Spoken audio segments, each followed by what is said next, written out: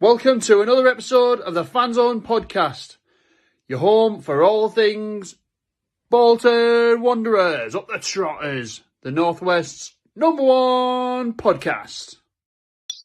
Good evening, ladies and gents. Welcome back to another episode of the Fanzone Pod, episode 63, and we are back with you once again, joined by myself, Chris and Colin. Chris, how are you this evening? I'm all right. Bit tired, but I'm all right. How are you? I'm all right, thanks, mate. Chris here is an absolute trooper. He was off to Oxford last night, and he made the trip down. Colin, how are you this evening, mate? Yeah, magic. Thank you, Ben. Obviously didn't go to Oxford yesterday, but I had quite a long weekend, so just about catch up with my sleep on that one. So yeah, all good. Thank you. Belting stuff. Let us know in the comments how you're all doing this fine evening. Thank you all for joining us. We can see some of you in here already. Pleasure to have you all with us as always. So, without further ado, I think we should just get stuck into to our post-match reactions, shall we?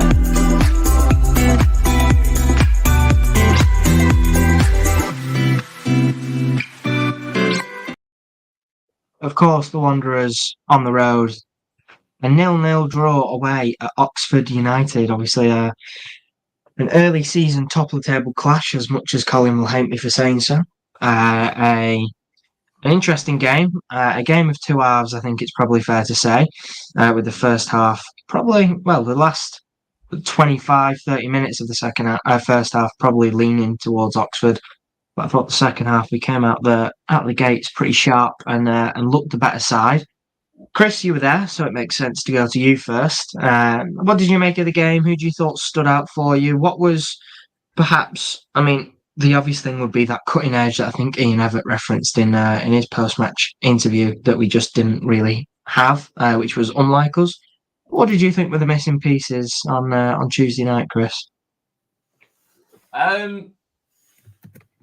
Yeah, I think I was going to say we regressed. We didn't regress. We just had an off night in terms of converting chances. There were a few consider. Was it Nathan Baxter? Yeah, Nathan Baxter's interview was really good.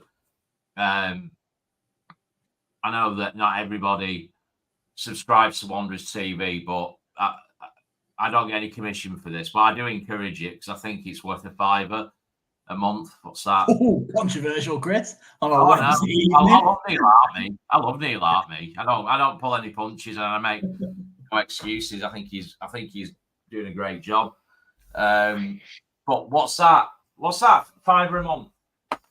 Oh, don't do this again. We've been through this already. What's that? 17p a day. I think 17p a day. It's worth it to watch Nathan Baxter's interviews when he's on because he speaks very well. He's not like a footballer. He reminds me very much of a cricketer or a rugby union player. You know, somebody who's well educated. Dapo was a little bit like that. Say again. Dapo was a little bit like that. Yeah. I think if I'm not mistaken, Nathan Baxter, in his younger years, played cricket with some of the current England team. Joe Root, I think it is. Is it Joe Root? Was it Joe Root? I don't know. But there's a bit of good standard to the team. But it just gives you an idea of his upbringing. He speaks very well. Anyway, I digress. He commented on the fact that they were third in the league and still are. They were at home. They've got an excellent home record, but the low block in that second half was unbelievable. They were sat so deep. And those who've been to Oxford will know that obviously you're looking down on the pitch, from the wing. So you get a really good view of what's in front of you. And the low block was so low. They were sat so deep in that second half and they were hanging on at the end. And sometimes it's usually against, shall we say, a lesser quality opposition who sit deep we often struggled to break them down, and it was very much a case of that last night. But I thought we played really well. But I was saying to you, Cole, before we come on, what I'm really particularly pleased about is it's difficult to go into a game after battering somebody 7-0. You know, where do you go from there? You know, what do you do next? It's difficult. I imagine it's difficult for Everton from a coaching point of view. But I liked how we stamped our authority on the game in the second half. We didn't resort to anything like a plan B or anything like that, lumping it forward. We played our own game, and I thought we played quite well, very well in the second half. And not terribly in the first half, to be honest. They look a decent team to Oxford. And obviously it's going to take time for Des Buckingham to get his feet under the table. He's a very, very tactical manager, very much of the Liam Manning kind of school at football management. He's very data-driven. He's very tactical. So it's going to take him time. And they were missing some good, some key players as well. But I thought they played well, and I thought we played well. I thought it was a typical top three contest, and I think it just lacked that clinical edge in that second half for us, and we could have come away with 3 points, which we have done in the last 2 seasons there. So, but not disappointed. I don't profess to this whole go away, get a point job. I think you should always go away and try and get a win. But around you, I think you could accept, you could be accepting of that.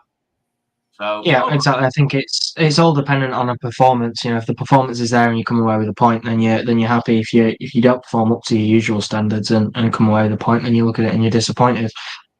But I thought the way we played, particularly in the second half, I think the first half there wasn't quite as much that wasn't as noteworthy. But the second half we were really, really good. Can I just touch on Leslie's point, please? I don't know if you want to bring it up on screen or whether we can or not. I think that's a fair assessment. I thought he was awful. The referee was poor. For the people listening on Spotify or Apple, of course, not everyone who's watching it live. Leslie says the ref didn't help. He was shite. Yeah, he was. He was very poor. As Brandon quite rightly pointed out, he's the guy who didn't give the penalty at Hillsborough last season when Dion was hacked on his way through. But decisions like that, it's difficult. But last night, some of them were just ridiculous. He's got history with Oxford as well, that referee. Yes, they were like... waxing over it, yeah. Their fans who, they don't turn out in massive numbers, but their fans, I've always liked their fans from the exchange we've had with them for the last couple of seasons where we've gone down there and won. They're a good set, and they were, prior to the game, they were like, oh God, they had an issue with him against when they played Port Vale and other games. And officiating, if we're talking about officiating, it's absolutely woeful at Champions League level, isn't it? So we can't really expect too many good performances at the level we're at. No, he was dreadful. He seemed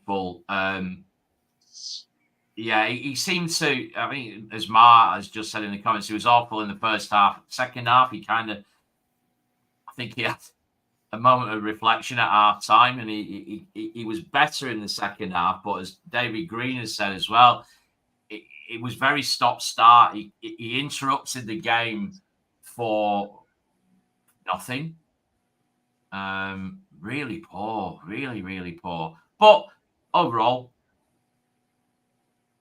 yeah, please.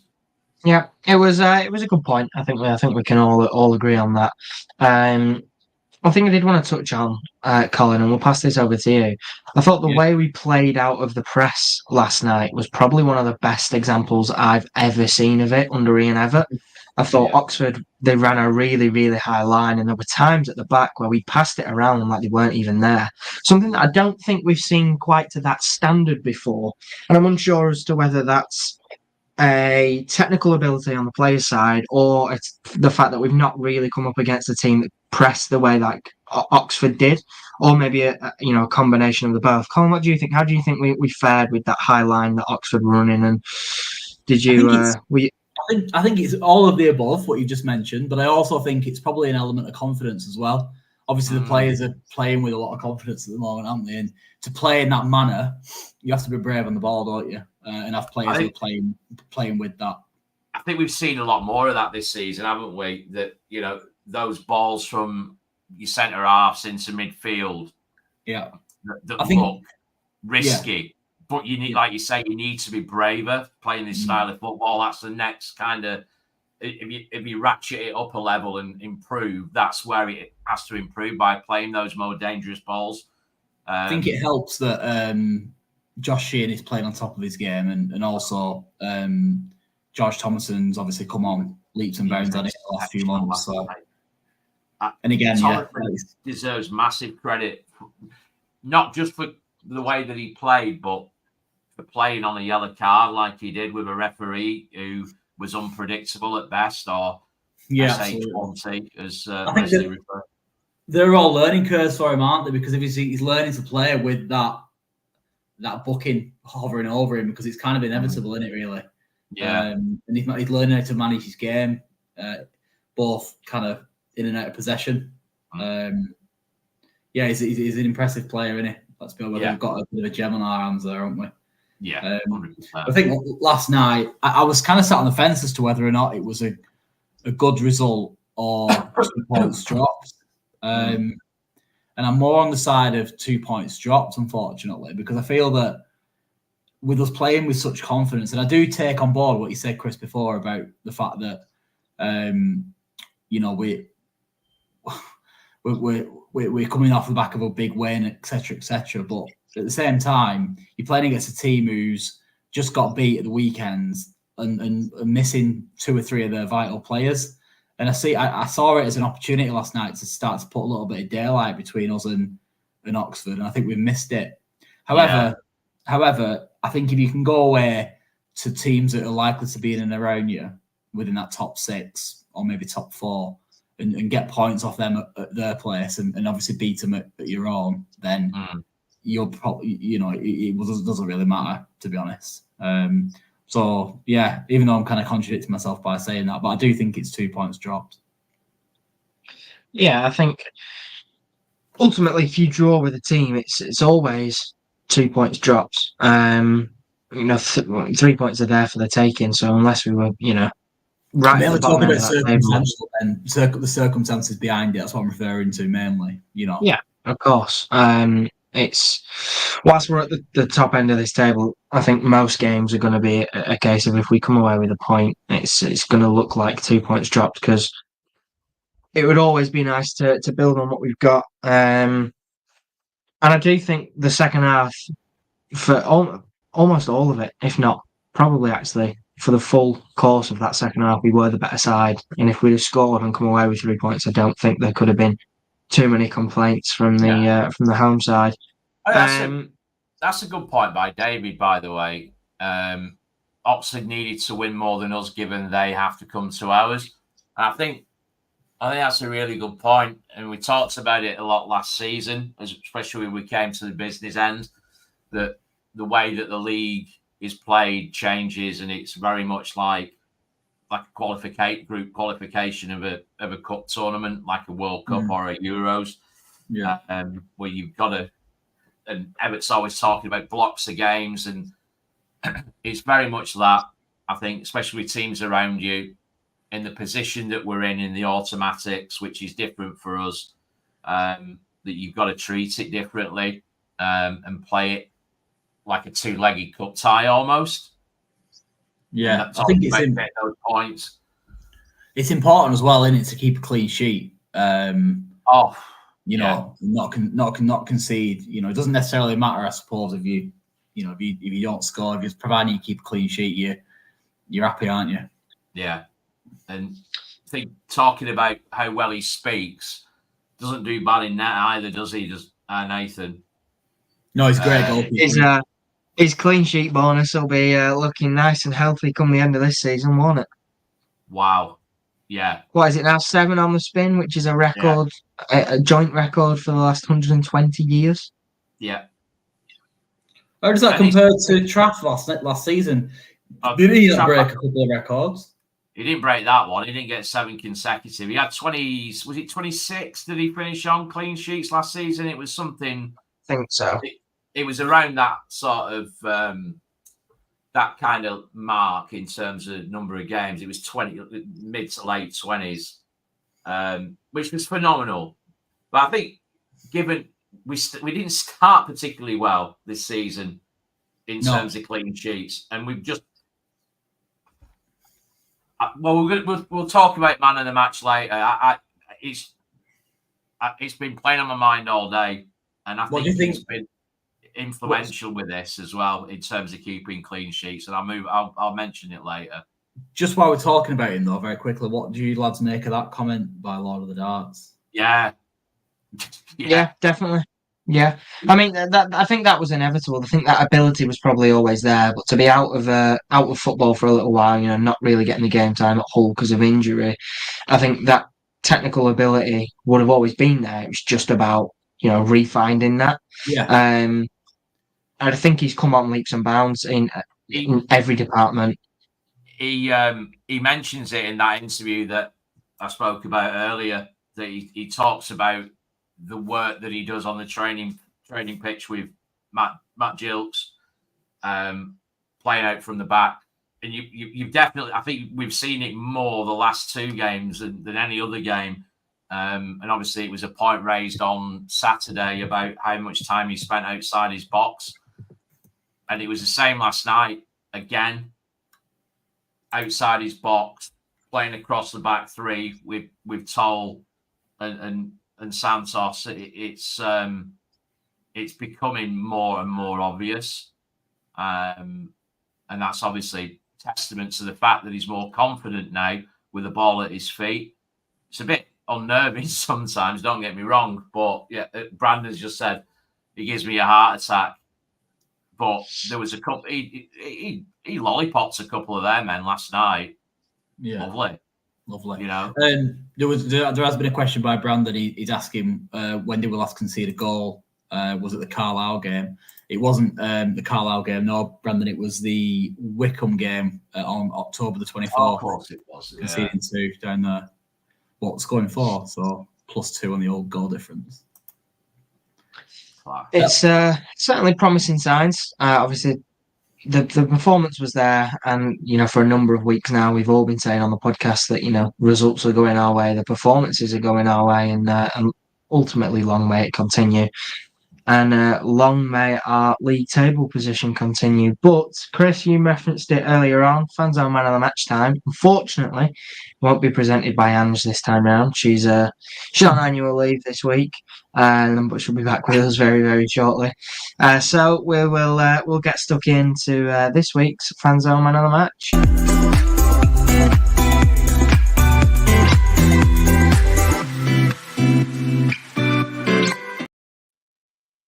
I'll take the pleasure of standing in. I've not quite got the hair, but we'll make it work. Not quite. Chris, just ignore the fella at the bottom of the screen. Chris, what are you giving your Fanzone Man of the Match award to? Gethin Jones. Elaborate, please, Christopher. I just think I get quite emotional. I just think that and I was getting frustrated with him, which isn't like me being an happy clapper and that. But he was having such a poor run of form. It was his passing, it was his decision making. There was loads of stuff. It just what was going on? And I just thought last night, and the last few games since he's come back, it's just getting better and better and better. that overlap on the right-hand side with a wing-back is communication and his interaction. I thought Cogley was poor last night by his standards, but Gethin was doing all the right things to get him on the overlap. Some beautiful interplay. And there was a moment right at the end of the game when they got through. The ball broke to their left-sided attacker, left winger, whatever, and he was through, and it was a heart-in-the-mouth job, and he just dealt with it so well. He was so cool under pressure. I just think he's been brilliant. I think about it as a relative sort of increase in performance level, and I think he's just come on massively from a really, really difficult time. And I think he was brilliant last night, and I think he's been brilliant for a few games now. So for Absolutely. me, yeah, top man. It's a great shout. I think Colin may well have frozen, so I'll give you mine. I'm really, really, really torn on this one, and there's three players for me. I mean, the standout one is obviously Nathan Baxter. I mean, without him in net, you're looking at 2 goals. You're looking at being 2-0 down. There's no doubt about it. Those 2 that he saved were phenomenal. The other one is Geth, like you said, Chris, and it is very much that case of the incremental gains in his performance and that sort of trajectory that he's on. He's now back where I think he left off, that consistent 7 out of 10 every week performer. Will Forrester, as Colin, you put in the chat, will be a really, really influential sort of contributing factor to that. He's vice captain, he's a senior lad, and he isn't going to want to see his spot taken away by someone that we've signed from Port Vale 6 months ago. So that's inevitable, but I think another one for me that in quite a similar fashion is Jack Iredale. Oh, God, yeah. And to step in for Randell Williams, who I think, according to Who Scored, is our top performer, who's been in a really good run of form, who's been finding the back of the net, been getting goals, been getting assists, in the last 2, to come away with a goal. And I thought he was unlucky to not come away with the same last night. He was very unlucky to not come away with an assist. Some of the chances he created were excellent. So those 3 for me, I think it's really, really hard to pick one. And I think I'm going to go for Jack. I thought to come off, to be out of the team, to then come back in on Saturday, do what he did, run himself ragged, and then to go on Tuesday and do the exact same thing in an even more intense game, be really unfortunate to not come away with those goal contributions. I thought he was excellent. I thought he was really, really, really good. He came in against Stockport. That's when he obviously it was against a very weak Stockport team. But I thought he didn't have the chance to sort of shine, but it didn't make a difference that he stepped into Williams' place. Obviously, he got subbed off early, miscommunication, etc., whatever, blah, blah, blah. But there was no difference to how we played. And that, for me, that's the measure of somebody's sort of influence on the game. I think you bang on there. Yeah, I just thought it was it's a build up of a good few games, and I thought last night he was really, really unfortunate to not come away with either a goal or assist. There were a few poor decisions perhaps in the opposing third, but I think part of that could be he had so much time on the ball, he overcomplicated it at times. Colin, we'll hand over to you. I think, I was going to say, ironically, if Randell Williams was playing, I think he probably would have scored one of those 2 gilt-edge opportunities. But, yeah.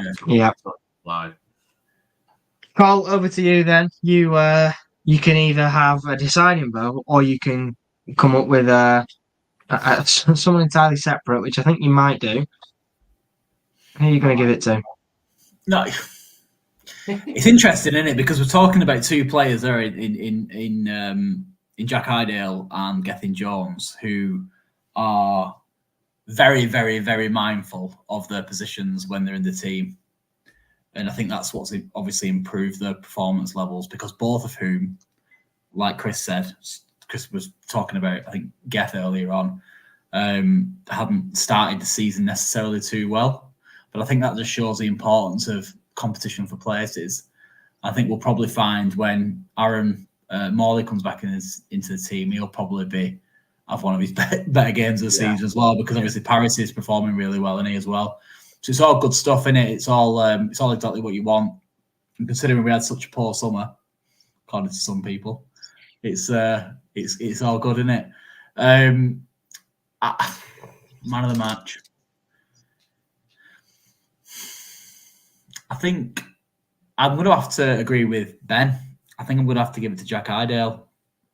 I think he obviously I didn't go to the game on the Saturday, but I'm under the impression that he was very, very, very good at the weekend. Yeah.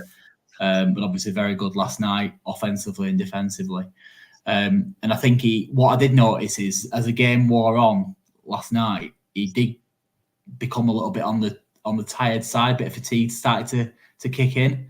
But he battled through that and saw the game out pretty comfortably. And I was a bit concerned at one point. So, yeah, I think he deserves a bit of kudos. So, yeah, I think Jack Iredale's a great shout. But running close, very, very, very close, Nathan Baxter, I think, is phenomenal. I think the fact that he can be completely anonymous for such a long time, and then when called upon, he produces saves the way he does.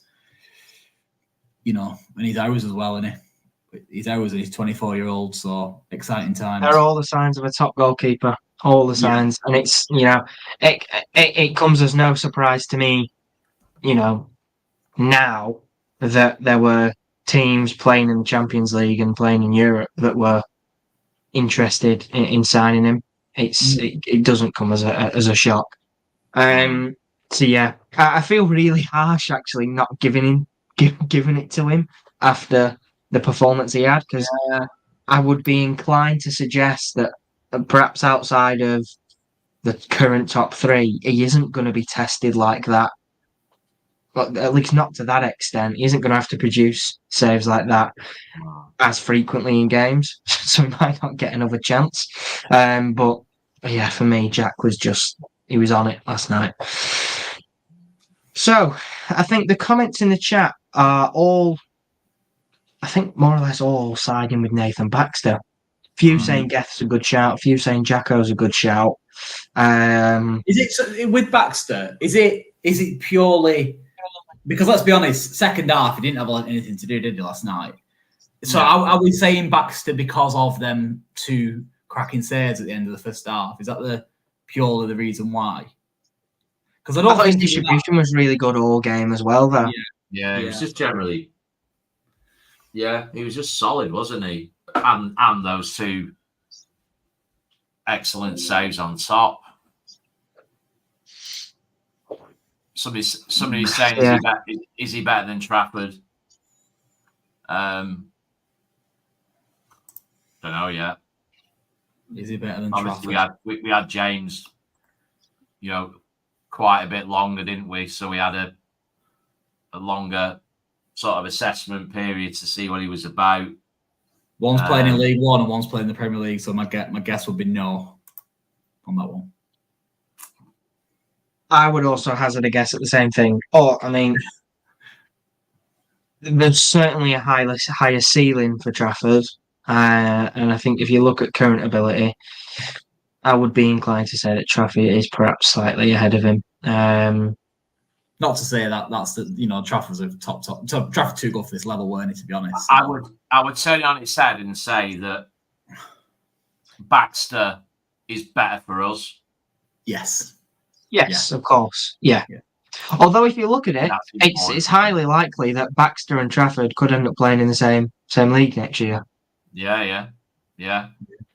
And David Green's spot on in the sense that he's saying that Baxter's very vocal, unlike Traff. You can't. Bloody hell, it's not too dissimilar to when Gilks was in goal when there was no crowding, where you could just constantly hear him barking orders and shouting throughout the whole game, regardless of what was going on in front of him. He was constantly coaching, organising, and getting people into position, etc. And Baxter is very, very similar in that respect. You will always hear him throughout the whole game, even if he's got not a great deal to do, which he didn't on Saturday. So Leslie said that Baxter can be another Yossi. Bloody hell, if he has half the career that Yossi had, I think he'll be a pretty happy man.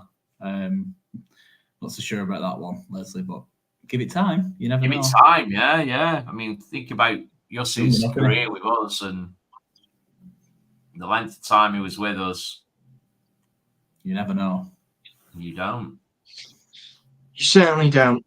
We'll be all very excited to see what the future holds for Bolton Wanderers and for Nathan Baxter. All that Baxter talk, and we give man of the match for Jack Idale. I know. It feels harsh, but I don't think he'll care too much again, to be fair. No, I'm sure he won't even hear about it, so he won't feel hard done by, I'm sure. You never know. It might be worth putting it in the comments when you post it, an honourable mention, and by way of an apology to him that he didn't get man of the match. Yeah, put a little picture of him in the bottom corner of the image. Silver medal. Tag him in it. Anyway, let's move on, shall we?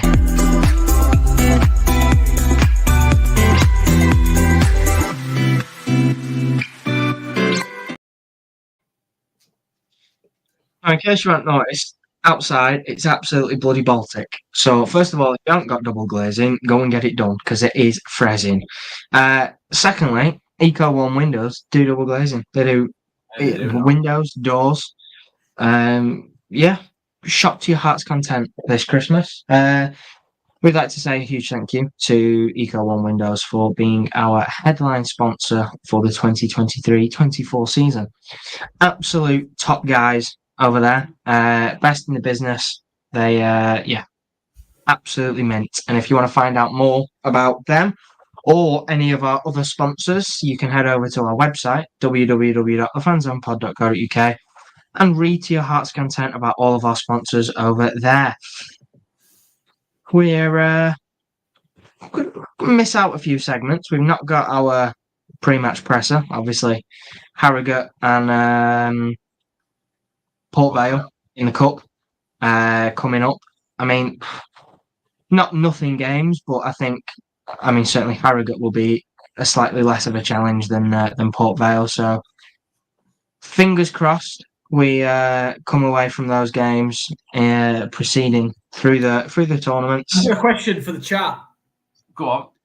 Would you rather, if I said to you, we'll get through against Port Vale and we'll go to Wembley again, or we get through against Harrogate in the FA Cup and go to Old Trafford or Anfield or the new White Hart Lane or Emirates or whatever it might be? Which one would you take now if you could choose?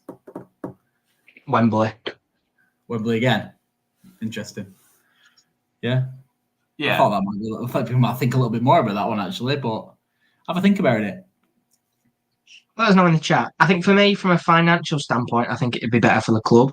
And also to see us win at Wembley, or potentially see us win at Wembley 2 seasons on the bounce would be unbelievable. And to go to either Old Trafford or, the new Tottenham Hotspur Stadium or whatever and see us get absolutely pumped. I mean, it'd be a nice day out, but it'd be an expensive day out to sit and watch us get dry bummed for 90 minutes. Goodison Park would be all right, though, wouldn't it? Because we'd have a chance against Everton, wouldn't we? That's true. Yeah. but I wouldn't class that I mean, as if one you of go the to like a Luton and do what Exeter did, then yeah, mint. But Wembley's just different gravy, isn't it? Financially for the club as well. Looking at it from that perspective, as well as the experience, I think with the two things considered, it'd be Wembley for me. But I would like a big day out. At a big Premier League stadium. They've got Harrogate on Saturday. Sorry? You've got Harrogate on Saturday. How much more of a bigger day out do you need? Yeah, I know. Yeah, can't wait.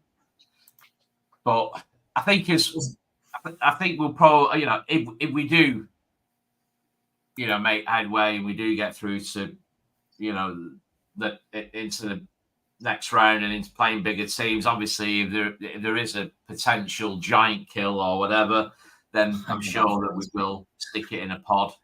I hate that phrase because we'll play Brentford and we'll beat them, and BBC and everyone will be like, giant killing. Yeah. Bolton beat Brentford. Yeah. Or Bournemouth. Yeah. Jesus. It's a weird one, isn't it? It's a weird one. I do like Brentford, to be fair. I like the way that they operate. I like Thomas Frank, but I know just picked a smaller Premier League club than us. That's what I meant. Yeah. It's ironic, really, isn't it? But anyway, where we go with it. We've not got a pre-match presser. We've not got a my favourite segment. It's not anyway. with us. Say again. You put his picture up anyway. Yeah, go for it.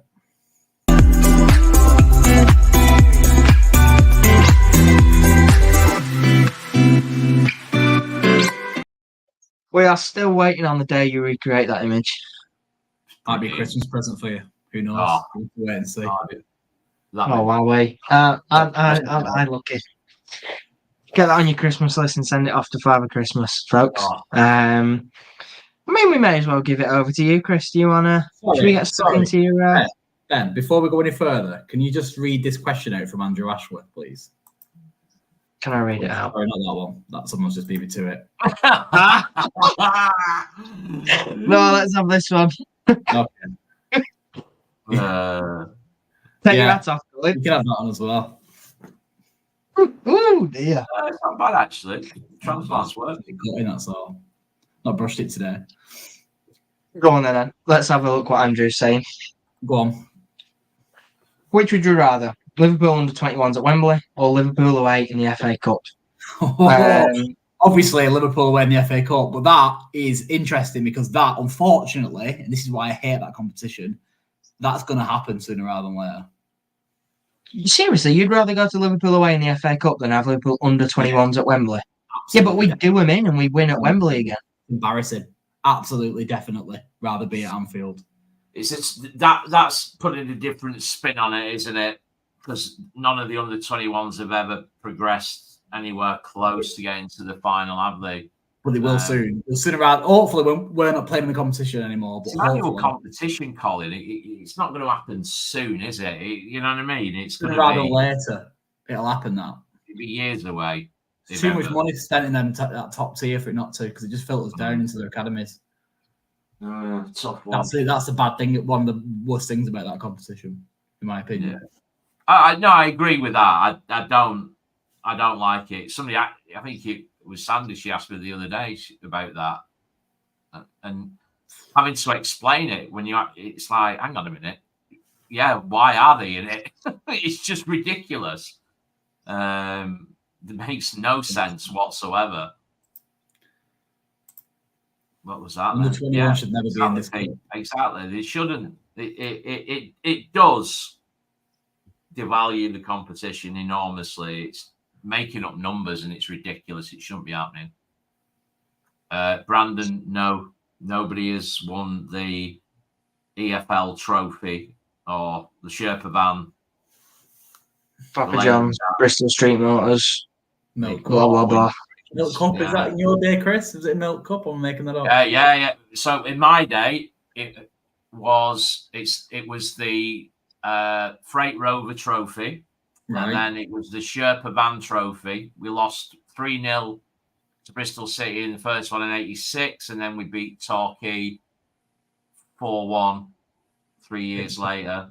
Are we talking here the 16th century or 1986 and 1989, not 1886. But no one has won it twice. They've not. That's true. That. So, actually, no. you know what we like for a record? We've won it twice. We've won it twice. Yeah. 3 times, I think it is. Yeah. No, we've won it twice. But no one's won it twice in a row. Nobody's won it twice in a row. Oh, we do like a record, don't we?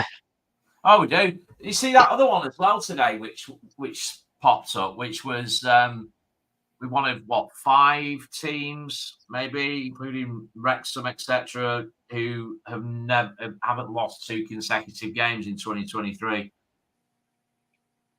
That's good. That's impressive. Very. Yeah.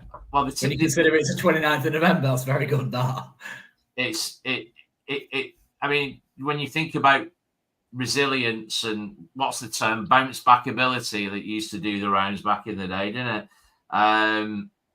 To not lose. So it's us, Wrexham, Ipswich Town, Hull City, and Brighton and Hove Albion, who have not, across the 92, have not suffered back-to-back defeats in 2023. I've got to give credit to Playmaker Stats for that marvellous stats, because it's a belter. That it's just that's at League One level. I mean, that's a pretty unbelievable. Yeah. Especially when you consider we've been papering over the cracks. We've had a poor transfer window, and we're ever out and all that. Ever out. There it is. Yeah. It's phenomenal, but they come up every week, different one every week, clean sheets, games unbeaten, and it's like, hang on a minute, how many of these records, which aren't, you don't get a trophy and do the invisible trophy graphic and all that, but these are all, these, like you were saying before, Ben, about incremental successes that all amount, that build to something bigger, and it's phenomenal. Evan refers to it as the journey that we're going on, doesn't he? Yeah. It's the journey. And as Jake Cross has just mentioned, we're 1 goal off 100 for the calendar year, and I think it was Jack Dearden on the Wanderer, or it might have been Darryl, I'm not sure, one of the two, who referred to the fact of how good it would be if that 100th goal was scored on Saturday by Dan on Lunderloo. It's right, soppy bastards these days, haven't we? The whole world's really soppy in it now. Do you get what I mean? It's bought a load of bollocks. Who cares who gets it? Liam's just put in the chat that 104 is the record. Is that for us specifically? That's in a season. So we're talking the 100 goals is for the calendar year, not a season. That's still impressive, isn't it? Yeah, it is. Speaking of impressive, Chris, we're going to go to you for your Fanzone fan focus.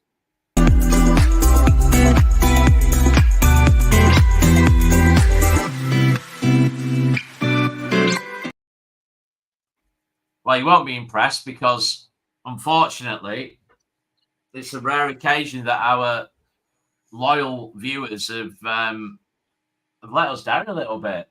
I've only got two comments, and one of them was from Brandon. Not that that's a bad thing, Brandon. And the other from Andrew Ashworth. And the 2 points that we've I think we've pretty much already covered off.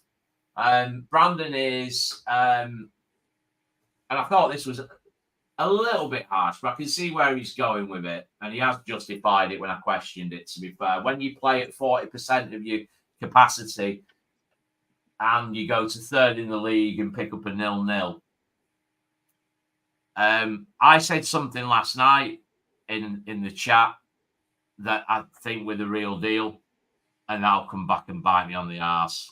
And that's nothing sure of that. But it's going back to that it factor that we spoke about. That character. Together. I don't know. We just seen something seems to have something seems to have changed. Eh? It. It. Yeah, it's it. I think we've got. I'm not going to say we've got it, but yeah, something has changed, and it's it. I think. The calendar year record is 104. Cheers, Liam. With it, go.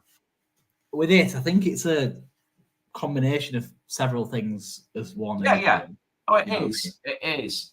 But it's difficult tactically from a management point of view, as in man management, etc., to achieve it.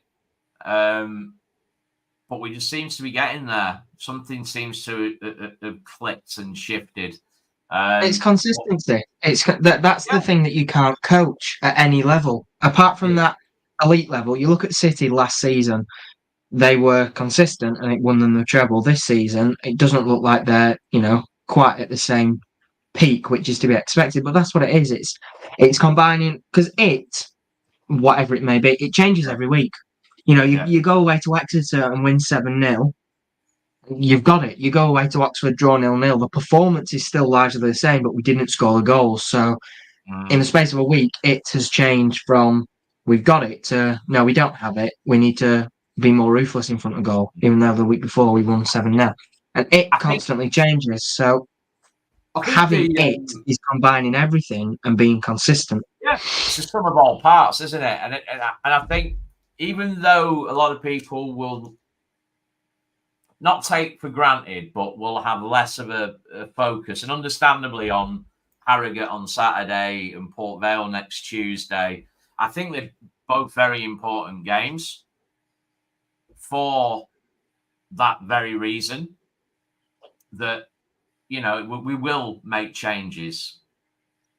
Dion will be rested. I imagine players like Luke Matheson will come in. Players like Cameron Jerome will come in. No mention of Canals and Dead Dogs today. And there will be changes, but just to keep that momentum, because winning is a habit. There we go. Brandon, we are picking up results no matter what obstacle stands in our way, whether it's our own performance or an issue with the other team. And that's it. Like last night was weird. Was weird in the sense that it's been so long since I've been to a game and not walked away with the dub, with the 3 points in your back bin. You know what I mean? It was a weird feeling. Really, really weird. Not disappointing. Well, it was disappointing that it wasn't 3 points, but it's that it's not arrogance. It's that you're expectant of the win, and that comes from how you play and confidence and loads of different things, and it's a strange feeling. It's a really strange feeling to have, and it's not one that I've had for a long time watching Bolton, because you just never know what's going to happen. So let's not put the kibosh on it, and jinx it by getting too giddy and carried away, because it will. Speaking of giddy and carried away, I think have a look at this comment from where have we gone, Liam. Question for you: do we have enough quality to field 2 starting 11s that would be top 6 in this league? No. I mean, we'll take our lineup. It seems fair to do it against Oxford. Vic and Charles would be swapped out for Unlundalu and Bud Varson, or Menez Gomez or Cameron Jerome. But I think we both know that all know that wouldn't be the case. So I don't think that strike partnership bangs 20 goals between them, never mind one player. Left wing back would be Randall. That's okay. Right wing back, Well, I mean, you probably have to play Randell on the right, or Luke Matheson could come in. And I don't think that he's quite at a level yet to consistently be a top 6 League One player.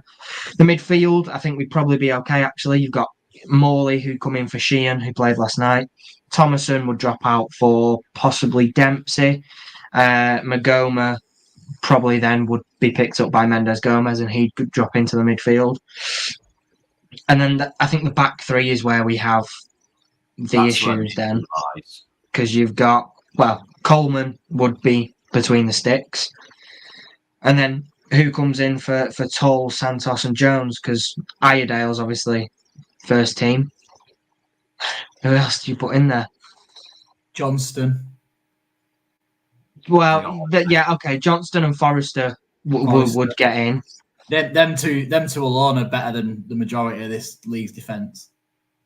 Who's the third, though? That's where your problem lies. Ever. Yeah. I don't think we're quite top 6. We'd probably be mid-table, lower end mid-table. We've got there's rotation options, isn't there? We've got good rotation options, but a like for like 2 teams, you're knackered, aren't you? Ashworth left side of centre half, Forrester centre half, and sorry. But the thing is, you can't because you can't even make an assessment on Ashworth because you're not seeing enough of him. No, but he played well, and he was probably one of Burton's better players last season, weren't he? Yeah. We've got options. It's good. Top 6 side, though. Not top 6. No, of course not. No. It's good. I mean, bloody hell, we couldn't have had this conversation last season. We couldn't have had it 3 months ago. 3 weeks ago.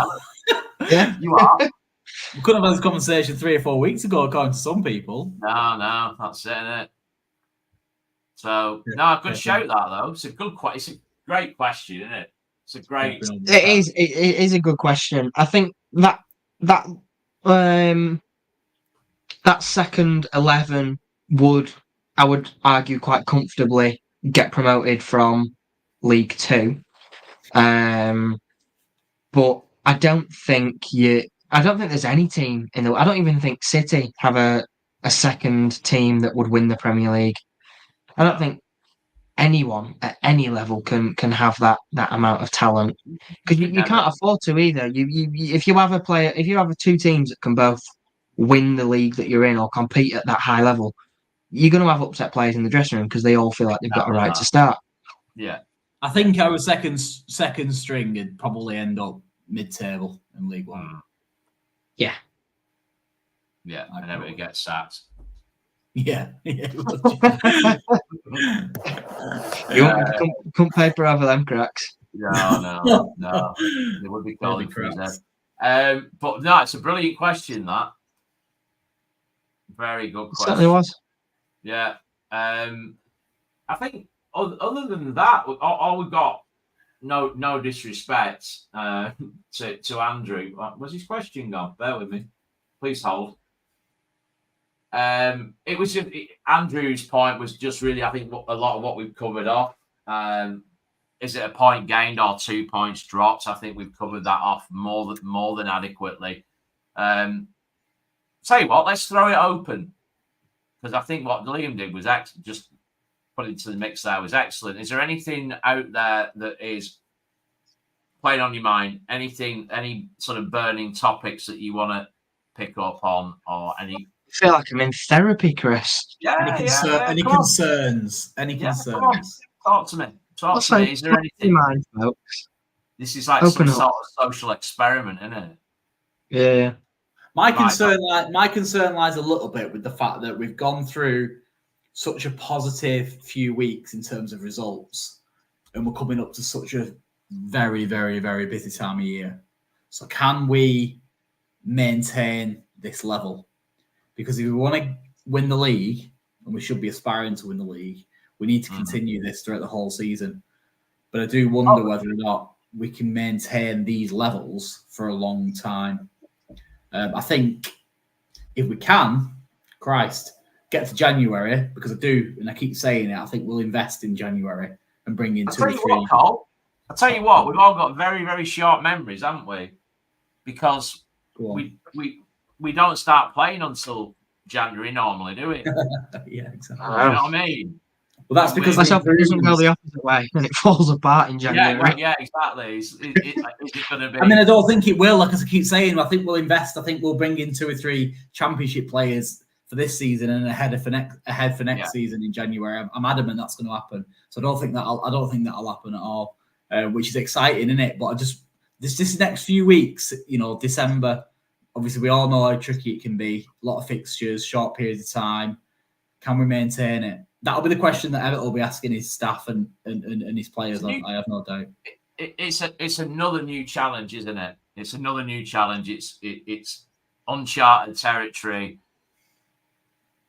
Well, I obviously, like I've said already, I didn't go to the game on Saturday, and I've several messages saying that I'm not allowed to go anymore. Actually, but am I right in saying we didn't really get out of third gear?